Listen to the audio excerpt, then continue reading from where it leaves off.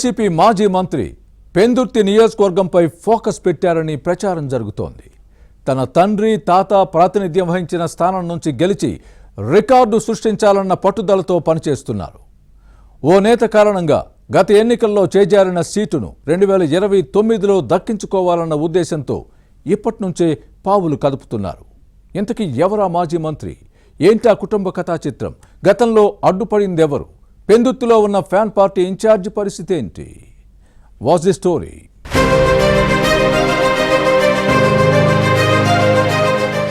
Politics లో fathers, God fathers ఉండడం సర్వసాధారణ విషయం.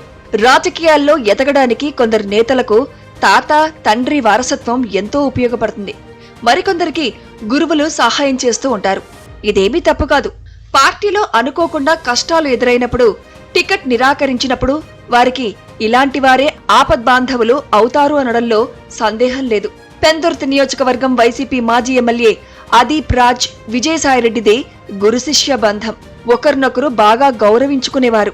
వైసీపీలో ఉన్నప్పుడు శిష్యుడికి ఎటువంటి ఇబ్బంది రాకుండా చూసుకున్నారు విజయసాయిరెడ్డి. ఇలా తన శిష్యుడిని కంటికి రెప్పలా కాపాడుకున్న గురువు వెనుక చాలా కథే ఉందంటారు. విజయసాయిరెడ్డికి విలువైన కానుకలిచ్చి ప్రసన్నం చేసుకునేవారట అదీప్ రాజ్. అంతేకాదు, విజయసాయిరెడ్డి ఎప్పుడు విశాఖ ఎయిర్పోర్టుకు చేరుకున్నా, ఎవరు వచ్చినా రాకపోయినా అదీప్ రాజ్ మాత్రం ఖచ్చితంగా ఉండడం ఈ గురు శిష్యుల పటిష్ట అనుబంధానికి చక్కని నిదర్శనమని సొంత పార్టీ కార్యకర్తలే చెబుతారు. అదే గత ఎన్నికల్లో టికెట్ వచ్చేలా చేసింది.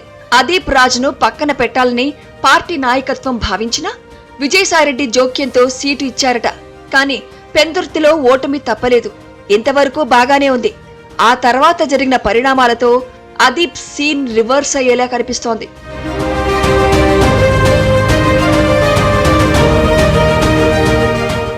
విజయసాయిరెడ్డి వైసీపీకి గుడ్ బై చెప్పిన తర్వాత అదీప్ రాజ్ కు గుబులు పట్టుకుంది. గురువు లేకపోవడంతో ఒంటరినయ్యానన్న ఫీలింగ్ లో ఉన్నారు. కష్టకాలంలోనూ వెన్నంటి ఉండి వెన్ను తట్టి ప్రోత్సహించిన నేత లేకపోవడంతో అండ కరువైందని అల్లాడిపోతున్నారు. ఇక మాజీ మంత్రి గుడివాడ అమర్నాథ్, మాజీ ఎమ్మెల్యే అదీప్ రాజ్ మధ్య ఎప్పటినుంచో కోల్డ్ వార్ నడుస్తోంది. బయటకు ఇద్దరి నేతలు పక్కపక్కనే కూర్చుంటూ ఎంతో సఖ్యతతో ఉన్నట్లు కనిపిస్తున్నా లోలోన మాత్రం కత్తులు నూరుకుంటారు. కానీ ఈ విషయం ఎక్కడా బయటపడకుండా చాకచక్యంగా వ్యవహరిస్తారు. పార్టీ అధినేత జగన్ దగ్గర అమర్నాథ్ కు మంచి పరిపతి ఉంది. నమ్మిన బంటుగా పేరుంది. ఇప్పుడు ఇదే అంశం అదీప్ రాజ్ను ఆందోళనకు గురిచేస్తోంది. విజయసాయిరెడ్డి అంతటి స్థాయి నేత అండగా లేకపోవడంతో అదీప్ రాజ్ రాజకీయ భవిష్యత్తుపై బెంగ పెట్టుకున్నారుట.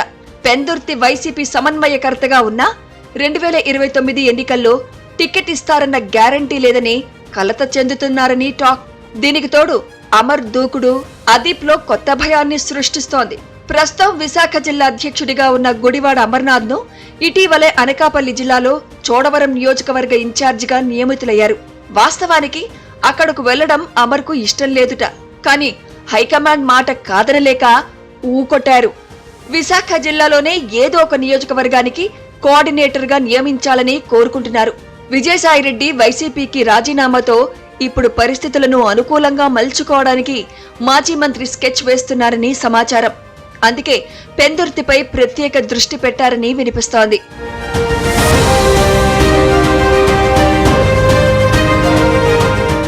గత ఎన్నికల్లోనూ పెందుర్తి నుంచి పోటీ చేయాలని అమర్ ప్రయత్నించారు. అయితే అదీప్ రాజ్ తన గురువు సహాయంతో మళ్లీ టికెట్ తెచ్చుకున్నారు. దీంతో అమర్నాథ్ ఆశలు ఆవిరయ్యాయి. పెందుర్తిలో అరుదైన రికార్డ్ సృష్టించాలనుకున్న గుడివాడకు అప్పట్లో అదీప్ రాజ్ గండి కొట్టారని మాజీ మంత్రి అనుచరులు ఇప్పటికీ మండిపడుతుంటారు.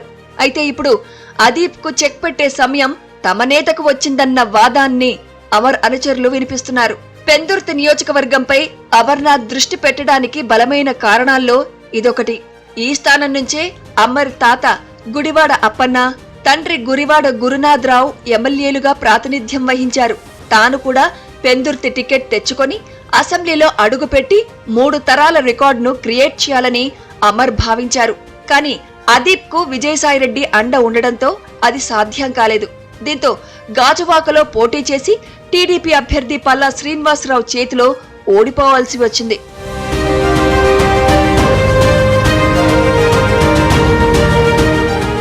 ఇప్పుడు విజయసాయిరెడ్డి రాజకీయాల నుంచి తప్పుకోవడంతో 3 తరాల రికార్డును సాధించుకోవాలన్న లక్ష్యంతో పావులు కదుపుతున్నారట గుడివాడ అమర్నాథ్.